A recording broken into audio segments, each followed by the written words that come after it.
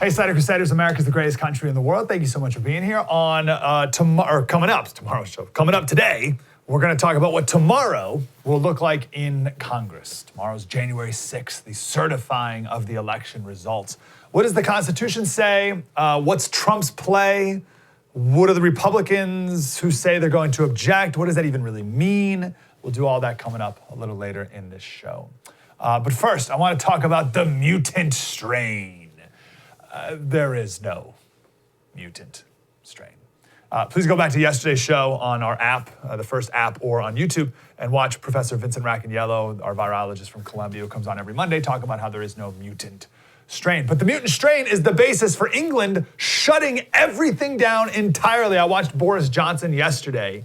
He went through all the things that are now closed and went through all the reasons that you are allowed to leave your house, right? So here's all the things that are now closed, but here's like 5 reasons why you can leave your house. To go to the grocery store, if you need to go to the doctor, stuff like that. And one of them was, I'm not kidding, one of them was, if you're a victim of domestic abuse, okay? This is how insane it is in England. If your husband is beating you up and you're fearing for your life, there was still a question of, am I allowed to leave my house? And the Prime Minister had to assure you that if you're facing imminent death at the hand of your abuser, okay, fine, yes, we'll let you leave your house under that circumstance, but that's it. Don't go taking a mile when we give you an inch.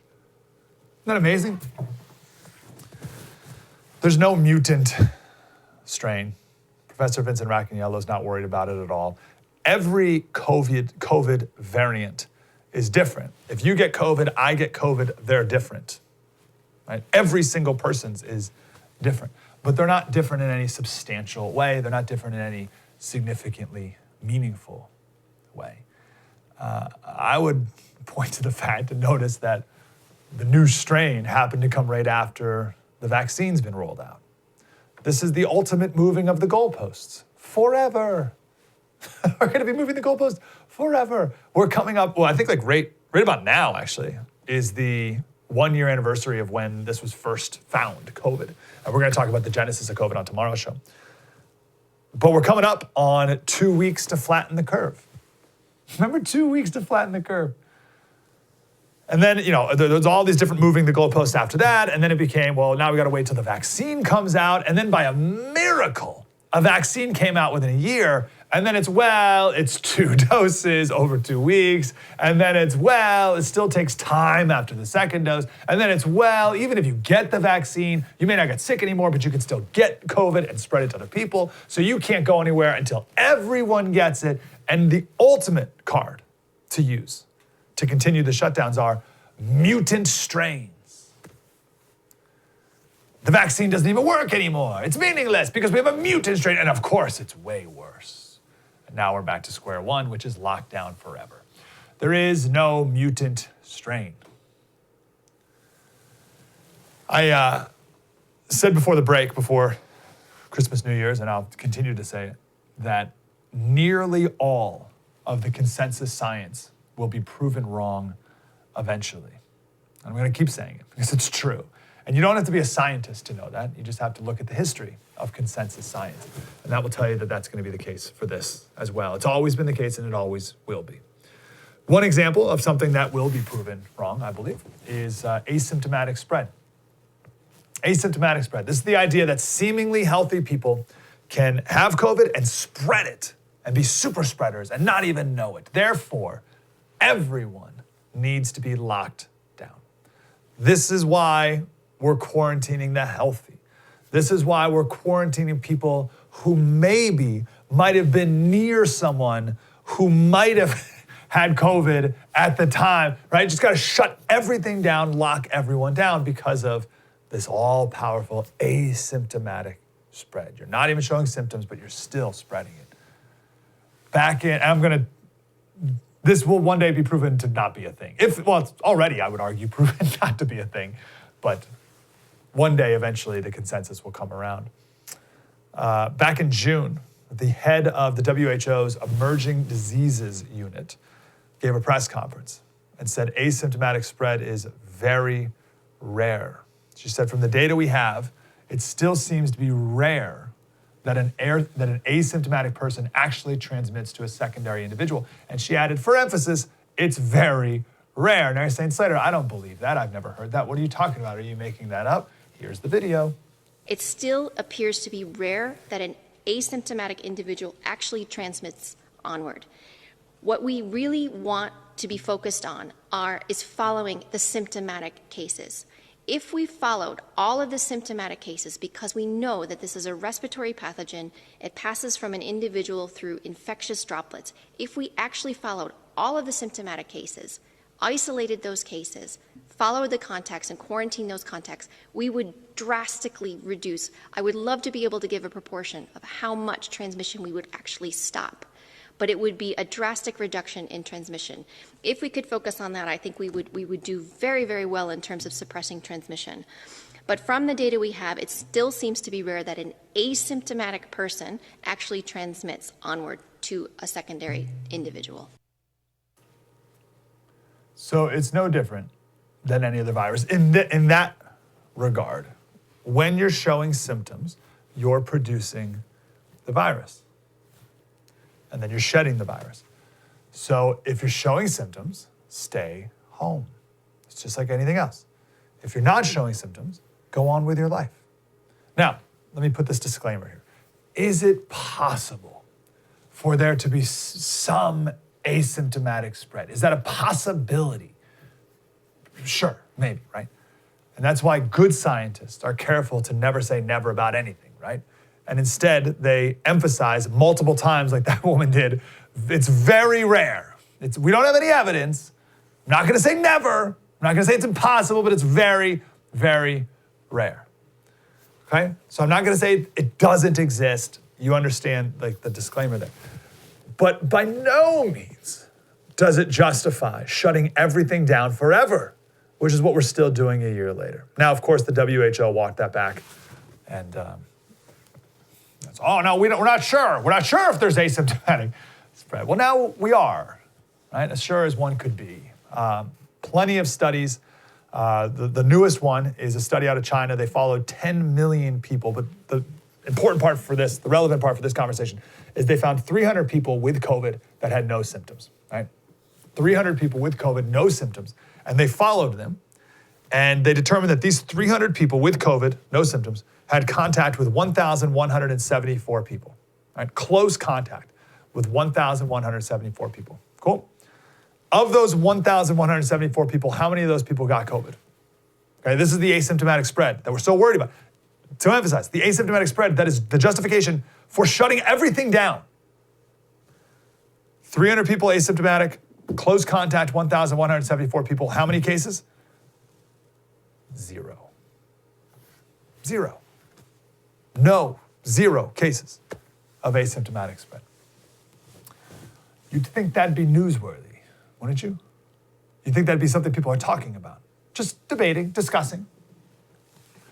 Even Fauci, back in January, he said in all the history of respiratory-borne viruses of any type, which COVID is, all coronaviruses are, he said in all the history, asymptomatic transmission has never been the driver of outbreaks. The driver of outbreaks is always a symptomatic person. And he was right. So what are we doing? Last point on the lockdowns. These are, and I have one of my favorite consensus science story is not washing hands. And I think we shared that story before break. Did we end up sharing it? Did we do the whole thing with Schimmelweiss? Yeah. But this is my second favorite consensus science story. We'll share coming up in the next segment. How it took hundreds of years, literally hundreds of years, for the consensus to catch up with reality. But this is the European Center for Disease Prevention. They're talking about the flu. This is from 2009. They're talking about the flu and different measures that should be taken if there's a really bad flu outbreak. And then one of the sections is about shutting down people's work. Should we shut down people's work? In an effort to reduce transmission. Let me read quick. Decisions are often made difficult due to lack of objective information on the level of influenza transmission that takes place in the workplace and on transporting going to and from work. Modeling studies sometimes make assumptions, make it up, on the proportion of transmission in the workplace and public settings. However, there are few, if any, empirical data underpinning these assumptions, and the published figures should be approached with caution. So it goes on and says, evidence of effectiveness of shutting down the workplace for a flu outbreak. There's hardly any information on this and no studies. Direct costs major, secondary effects massive. And here we are, having done that for a year. Another one, this is from just last year at the WHO. And they're talking about social distancing measures. And should we take social distancing measures if there's a major flu outbreak? Which is very similar in how it's spread, right? So they talk about contact tracing. It says active contact tracing is not recommended. This is contact tracing for people. So let's say someone has COVID. Should we look at everyone they've been in contact with and have them quarantine? And the WHO last year said, no, we shouldn't do that. And then the right-hand side, it says quarantine of exposed individuals. Home quarantine of exposed individuals to reduce transmission is not recommended. Again, that's people who, like if someone at your work gets COVID, should you now quarantine for 14 days? And they're like, no, not recommended. And look at the bottom right, if you guys can put that one more time. It says overall strength of recommendation, not recommended.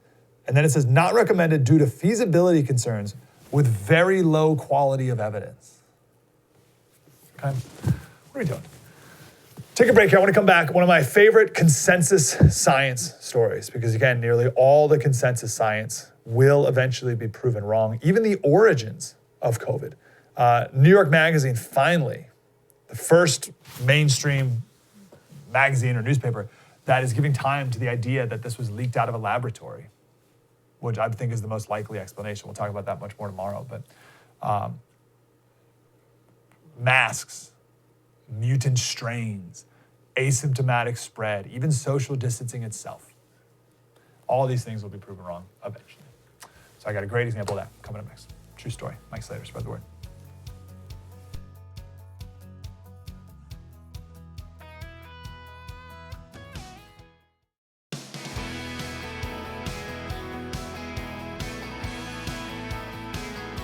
Hey, Slater Crusaders, I want to tell the story of James Lind. This is a story of consensus science and how even when proven wrong, it could take hundreds of years for the consensus to finally come around to the truth. And the reason I'm sharing this is because it's the same story today with COVID. I've shared tons of these stories of consensus science being proven wrong. The nouns change. It's like a game of Mad Libs. The nouns change over the years, but human nature remains the same. That's why whenever we'll bring up a story like this, people are like, oh, what are you, a doctor? It's like, no, but if you're a student of human nature, all this stuff starts to make sense. Okay, James Lind, here he is looking snazzy. Quite a pose right here with his book casually. Scottish doctor, and he is famous because he performed one of the first clinical trials ever for anything. It was in the 1750s. People kept dying of this terrible disease, and I was going to show some pictures of it, but it's horrific to look at, so I don't want to disgust you. But first thing is someone's gums would start to, your gums are pink, right? Then they turn red, and then they turn purple. They'd swell, and they'd be disgusting. Then your teeth would fall out, and you'd start to get these black spots all over your arms and legs. Then your whole body would turn black and swell, and you couldn't move. And that's when you would pray to die to relieve the pain. It was that horrific.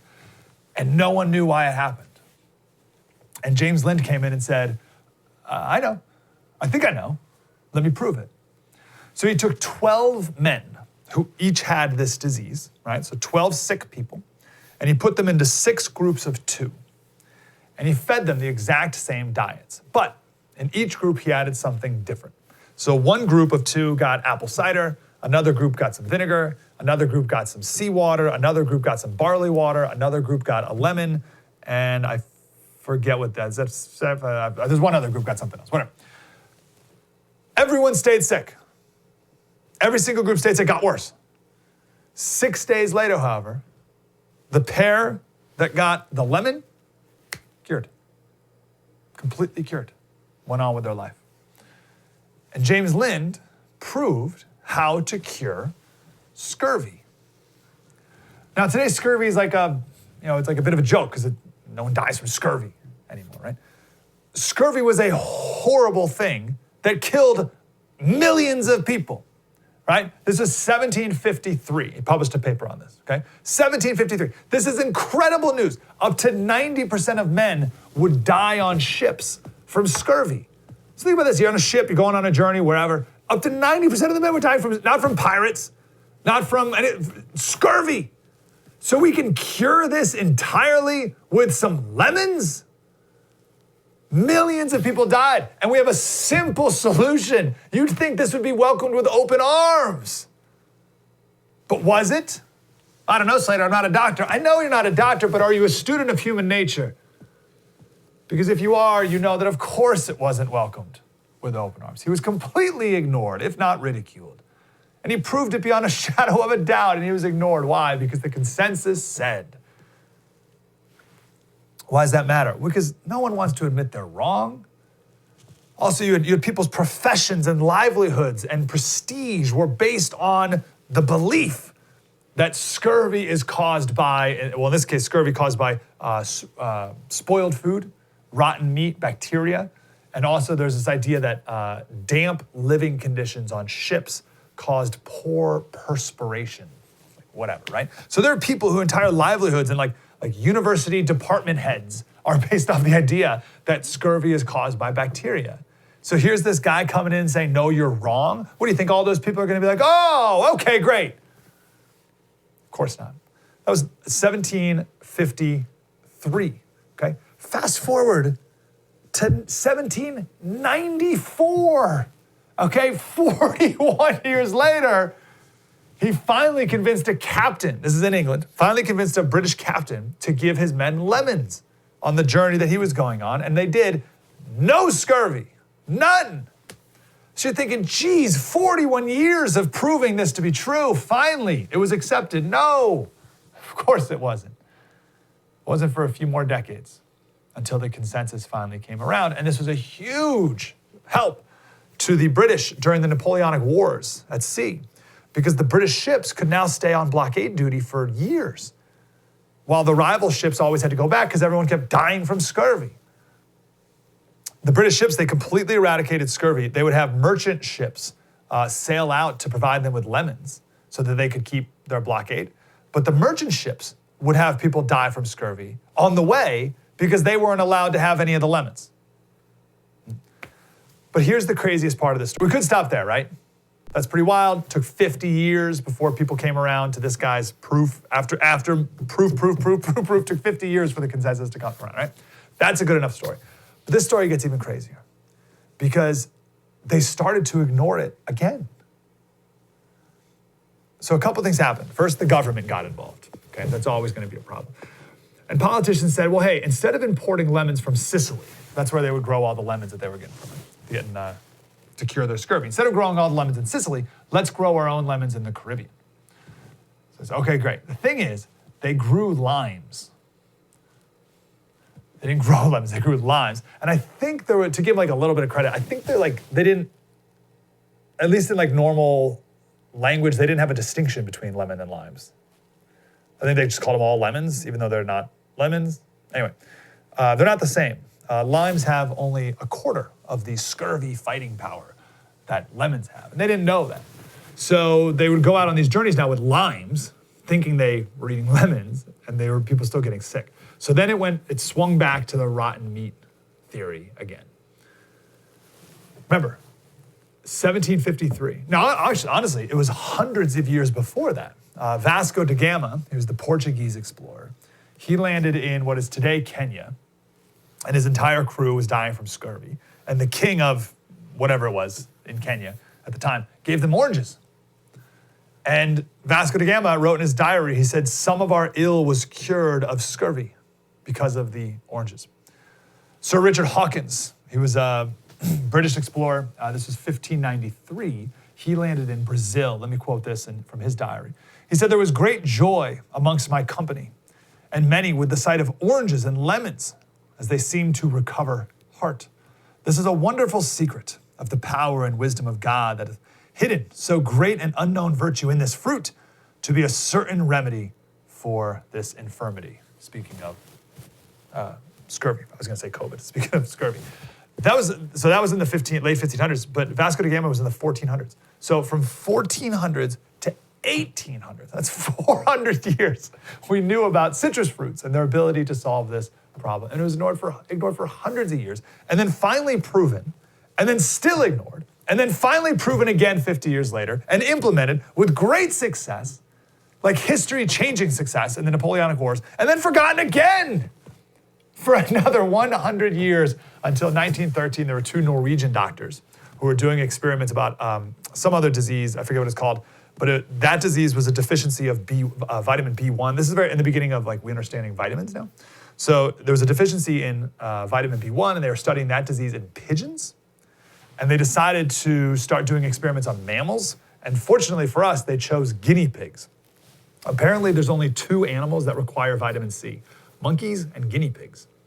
So they had these guinea pigs, and they were feeding them a pure grain diet, and these guinea pigs started to die of what looked like scurvy. So they were able to isolate it and figure it out, and it was lack of what now we call vitamin C.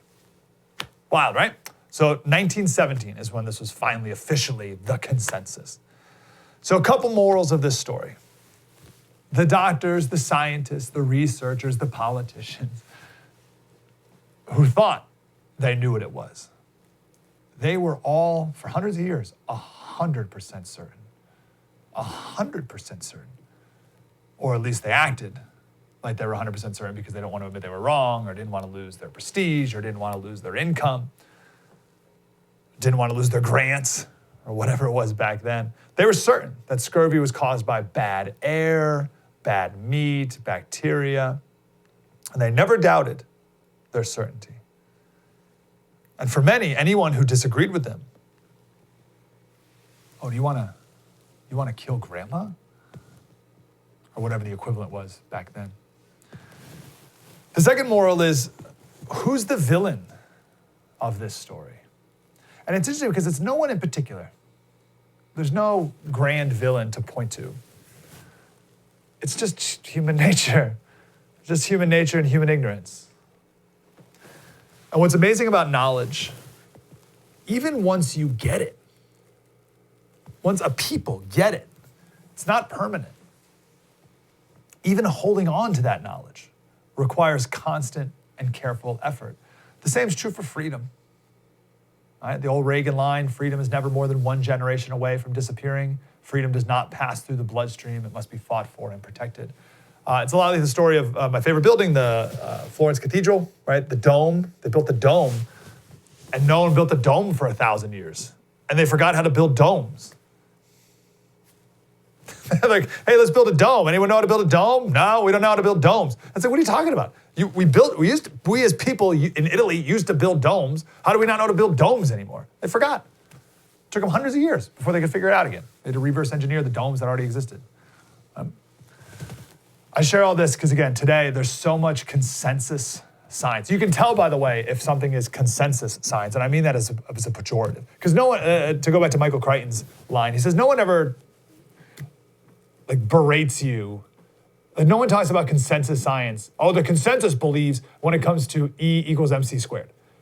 Or the sun is 93 million miles from the earth. Right? No one claims consensus on those things. They only claim consensus on controversial political things. And you can tell it's so I mean it as a pejorative. And you can tell it's consensus science because if you ask questions, you get called horrible names. In this case, you want to kill grandma. So if you ask questions like, do masks really do anything? How about the social distancing thing? What's the science behind that? That was made national policy after a high schooler's science project. Okay, does that really do anything? Is asymptomatic spread a real thing, as we talked about in the last segment? Or are we just still pretending like we think it could be a thing? Do kids spread it? How much do kids spread it? Should we really be closing schools still? Even early on, there was a consensus, a medical consensus, and the left criticized Trump for not having this national mobilization, World War II style of forcing car companies to manufacture ventilators. And now we see that we don't use ventilators really, and we don't need any more ventilators, right? But if you said that back in March, if you were like, oh, maybe we don't need 1 million ventilators, oh, you want to kill grandma, right? You're against the consensus. That's consensus science. And nearly all the consensus science will eventually be proven wrong. And at what cost? Millions of people died from scurvy unnecessarily. I don't even know how many women died from childbirth, a fever after childbirth, because for 100 years, no one washed hands. Doctors didn't wash their hands when they were delivering babies. And Schimmelweis said, we should wash our hands. It took 100 years before they were like, yeah, maybe we should. At what cost? So be very careful. Be very careful with consensus science. We're only human. Coming up next, we'll talk about what's going to happen tomorrow in Congress with certifying the electors. True story. Mike Slater, spread the word.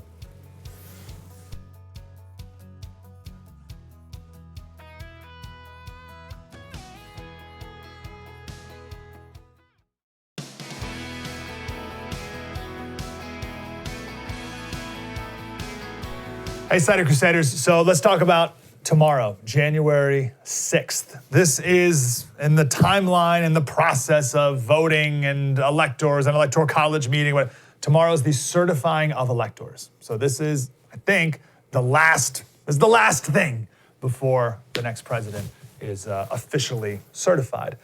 What is this process exactly, and what should we be looking for tomorrow? Fred Lucas is here. He's the chief national affairs correspondent of the Daily Signal, which is part of the Heritage Foundation. And he has a book called Abuse of Power Inside the 3-Year Campaign to Impeach Donald Trump. Fred, I saw an editorial, I think the Wall Street Journal, not Wall Street Journal, Washington Post. Someone was making the argument about why we need to impeach Trump again. it's like, what do we... Well, yeah, there was a push to impeach Donald Trump since before his inauguration. So I think multiple floor votes. Actually, there were 3 votes to impeach him on the floor before they actually accomplished it. So it's only natural they want to impeach him after the election, I guess. Insane. Okay, walk us through what the Constitution says about tomorrow. What is tomorrow in the grand scheme timeline, and what is tomorrow's timeline? Okay. Well, on Wednesday, it's going to be at 1 p.m., in which the Senate and House will gather in a joint session. Now, the Constitution specifically says, Article 2 and the 12th Amendment say that under this process, the Vice President, in the presence of the House and the Senate, shall open up the electoral votes. So this will be Vice President Mike Pence as serving in his role as president of the Senate. There is this constitutional argument going back and forth. There was a lawsuit led by Louis Gohmert, congressman from Texas, saying that Mike Pence can take charge and disqualify certain states where fraud is suspected. A lot of other constitutional scholars say that's not the case. Mike Pence's official argument from his counsel is that that's not the case, that he doesn't have that power, executive authority in and of itself. So last night at that Georgia rally, though, we did see Donald Trump say we're really counting on Mike Pence to do the right thing. So we'll see what happens there. So a lot of eyes are on Mike Pence as to what he'll do, and also a lot of questions as to what can he do and what would he do in that situation. But what we're going to see tomorrow is the House and Senate. They're going to go through. They're going to read off each state. So we could see between 2 hours of debate or as many as 14 hours of debate. There's 7 states that have been thrown out there as potential controversial, fraudulent claims and so forth. So we could see it. If an objection is written in a way that packages all of these states together in one objection, then it would only be 2 hours of debate.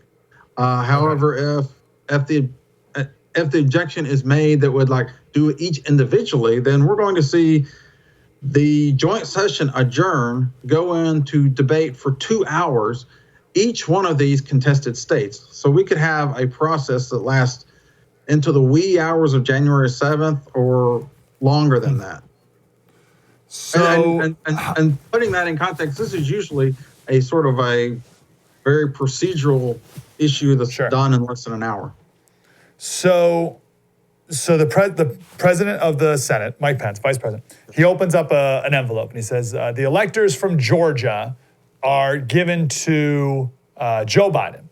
And what happens then? Someone from the House or someone from the Senate stand up and say, I object to that. Is that what's going to happen? Right, yes. And that we're going to see that tomorrow. We're going to see one member of the House put forward, at least one member of the House, there's going to be more, put forward written objections. It's going to be led by Congressman Mo Brooks of Alabama. He's got a lot of co-sponsors on board, as many as 140 House Republicans.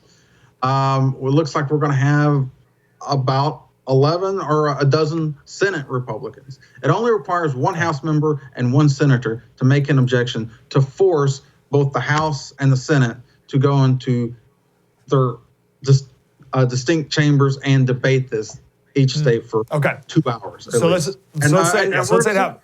Yeah, go ahead. Sorry, so let's say that happens with Georgia, because it will. All right, so it happens with Georgia. So then we have 2 hours of debate. What's going to happen then? Like, are the Republicans going to make their case as to why these votes are fraudulent? Right. They will be presenting evidence. I mean, that's something even Ted Cruz said in this joint statement that 11 Republicans put out over the weekend, that they're going to try to present evidence in the sense that they think that the Trump team was not allowed to present evidence in the courts about voter fraud allegations that have been out there. And are Democrats going to counter, or is it just going to be the Republicans making their case and then vote? Oh, no. I mean, each side. I mean, I would expect Democrats to counter this, debating back and forth. And it's going to be, debate is going to be capped at 2 hours, which if only that were true for everything, right, in Congress. Debate will be capped at 2 hours, but for each state. But then they will cast a vote in each chamber. This has happened before. Most recently in 2005, Congresswoman, a House member, and Senator Barbara Boxer actually made an objection to the state of Ohio. They contested that should have gone to John Kerry in the 2004 election. That had to go, because it had a Senate and House sponsor, it had to go before both chambers. They both rejected that. And George W. Bush won that election. In 1969, there was more of a procedural issue in that year because it was about a faithless elector from North Carolina. But we did see a House member and a Senate member sponsored an objection that year. In other years, usually when Republicans win, House Democrats make objections, but they don't get a Senate sponsor. Interesting. So we're not in. This is not unprecedented, but at this scale, we've never seen anything like what we're going to see tomorrow, in which multiple states will be debated, and in which we have on the level of a dozen senators that will. At least a dozen senators that will be voting against certification, and all these questions around Mike Pence. I mean, there's a lot of political theater here. Yeah. At the end of the day, Joe Biden is probably going to be certified as the winner tomorrow, but it's still a lot of political theater, still a lot of mystery surrounding it.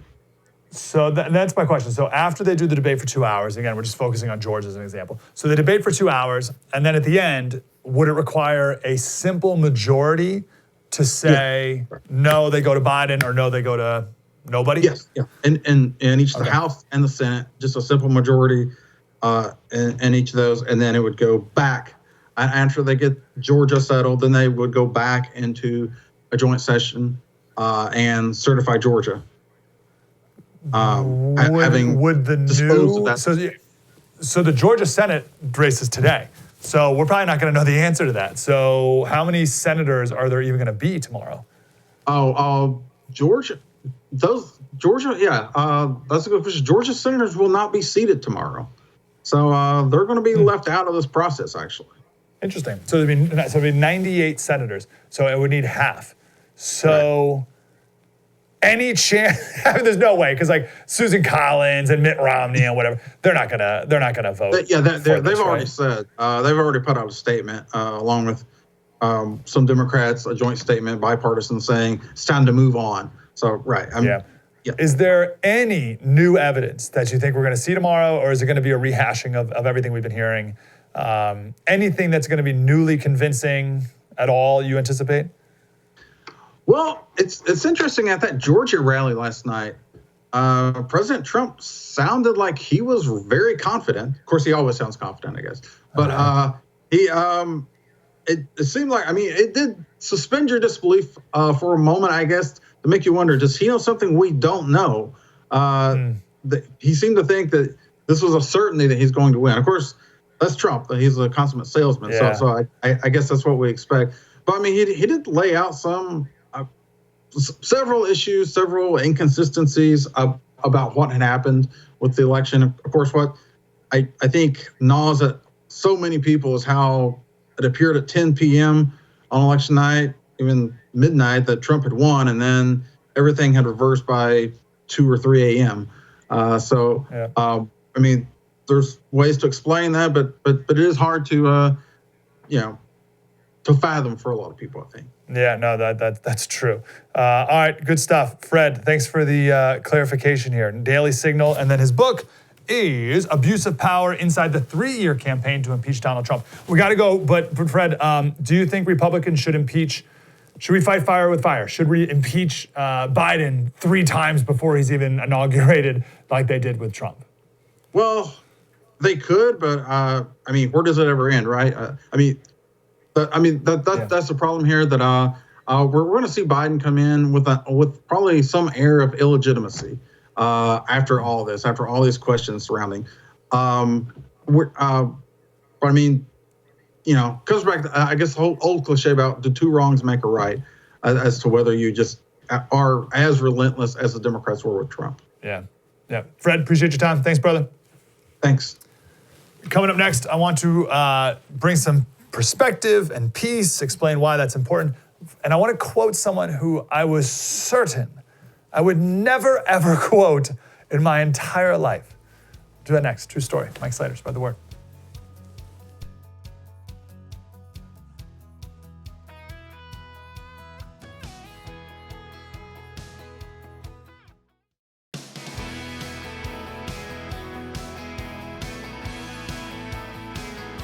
Hey, Slater Crusaders. So one of the themes for the show this year is perspective and peace. I think perspective brings peace, and I could use some peace in my life after the year that was. Actually, that last segment was a perfect example, right? There's going to be all this, like the media is going to be freaking out about what's happening tomorrow. But if you get a little perspective about, it's happened in this year, and it's happened this time before, and Democrats do it whenever a Republican wins in the House. But right, when you talk about the perspective of it and the history of the 12th Amendment, you start to, just get peace throughout the whole process. And I think it's like that with everything. And I think we need that. I need it because no one can keep this pace of outrage for another year. And I think the broader perspective you have of something, the less anxiety you'll have about the present moment.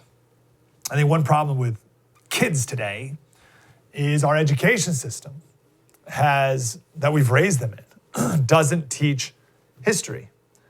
And our education system today has an obsession with current events and turning kids into activists, literally marching on the streets about the current events of today, which I think is wildly inappropriate because we're not giving kids the proper context and historical perspective that gives them the tools to properly think through the events of the day, right? We're not giving them tools. We're just sending them out to march for causes. And I think that's not helpful to them or anyone. But once you give kids and adults the proper perspective, I think we can approach things with a much more sober mindset. We can do a million examples, right? But like if you, just for perspective, if you only focused on, let's say like your mission was LGBTQ rights in America, right? And if you're just like on that, then you are gonna walk away thinking that we're an evil, terrible, awful country for gay people. And you just become a zealot and an activist and a radical for gay rights in America. And you're already protesting when Mike Pence one day runs for president. You're already preemptively angry about a potential Mike Pence presidency, right? But if you take a breath and you look around the world and you see the current state of gay rights around the world, let alone history of gay rights, you start to compare things and you're like, oh, actually, maybe there's never been a more pro-gay society ever. And maybe in Donald Trump, there's never been a more pro-gay president ever than Donald Trump. Maybe I should focus my passion on something else and not get so worked up over, I don't know, the fact that gay people can't donate blood in America or whatever piddling anti-gay bigotry story people get outraged about every single day. Just for a little perspective here, I want to get to our main thing, but the new mayor of San Diego, his main legislative accomplishment in California was taking it from a felony to a misdemeanor to knowingly give somebody else AIDS without them knowing.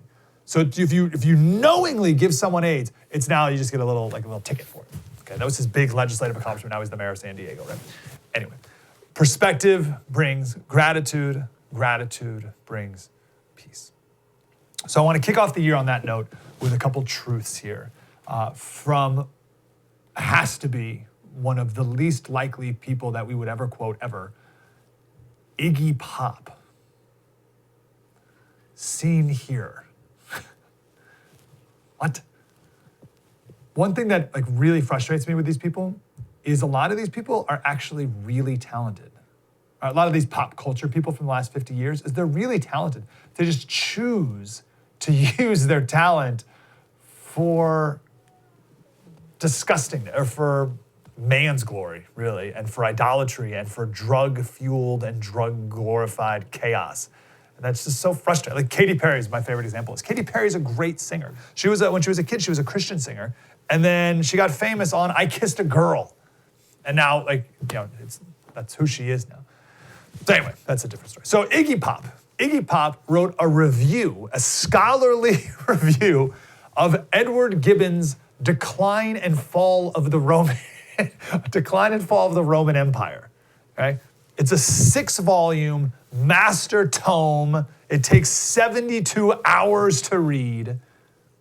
It's like one of the great works of the last 3 centuries. And here's Iggy Pop writing a review about it. All right, let me quote a little bit here. He said, in 1982, horrified by the meanness, tedium, and depravity of my existence as I toured the American South playing rock and roll music and going crazy in public, I purchased an abridged copy of The Decline and Fall of the Roman Empire.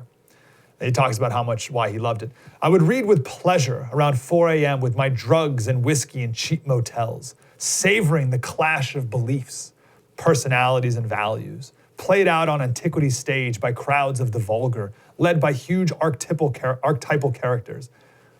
And then he goes on and says, my wife gave me a beautiful edition of 3 volumes of the magnificent original, unabridged Decline and Fall.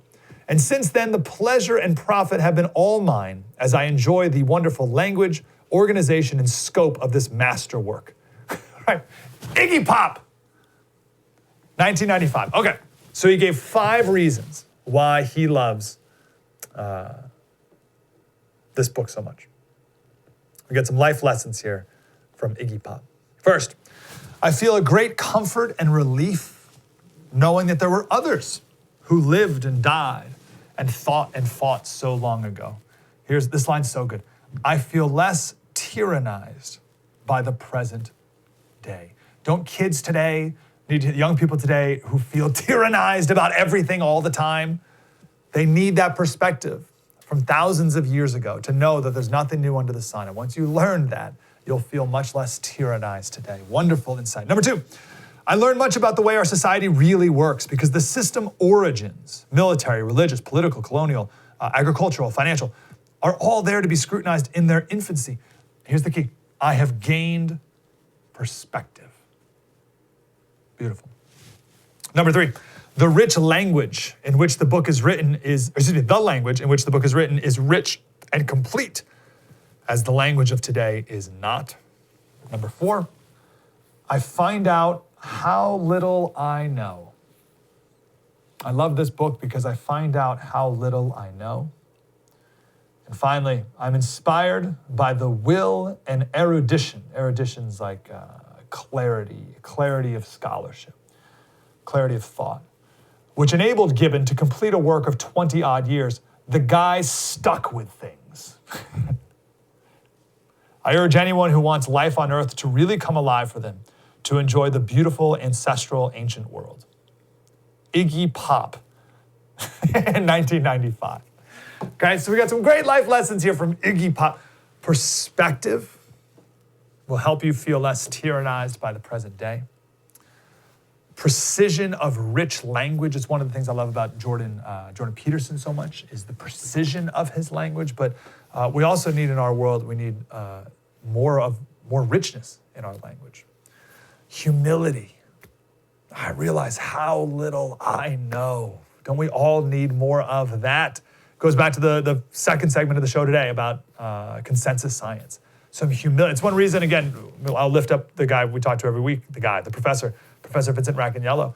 And I like to ask him, where have you been wrong? And he'll be like, oh man, I was so wrong about this. I thought this, but now it turns out that wasn't true. I love that humility. You should really only listen to people who are willing to admit they're wrong. You should definitely only listen to people who are willing to admit they've been wrong before.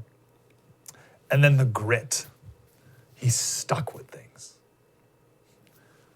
Perspective, richness of language, humility, and grit. We're going to try to bring more of those things to you in 2021. Tomorrow, we'll report on Georgia, if we're going to know the results in Georgia. And then tomorrow, as we've been saying, the certification of the electors. Also, I want to do a segment tomorrow on the origins of COVID. Another example of how the consensus will be proven wrong. It's all coming up tomorrow. Enjoy your rest of the day. True story. Mike Slater, spread the word.